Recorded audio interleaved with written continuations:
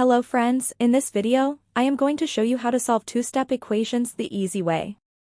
Step 1, get rid of the number added or subtracted from the variable. Step 2, divide or multiply to isolate the variable. Like this example. Step 1, get rid of the number added or subtracted from the variable. Here, 3 is subtracted from 2x. So we add 3 on both sides. I have made an upside-down t to make it organized.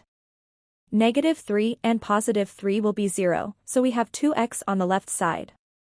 And on the right side, we get 11 plus 3 is equal to 14. Let me make an upside-down t again to make it organized. Now for step 2, remove the number multiplied with x, which is 2 in this case. Now, we divide both sides by 2. 2x/2 will give x on the left side, and on the right side, 14/2 will be equal to 7. 2 simple steps and we're done. Want more quick math tricks? Tap that like button and subscribe for more math helpful videos.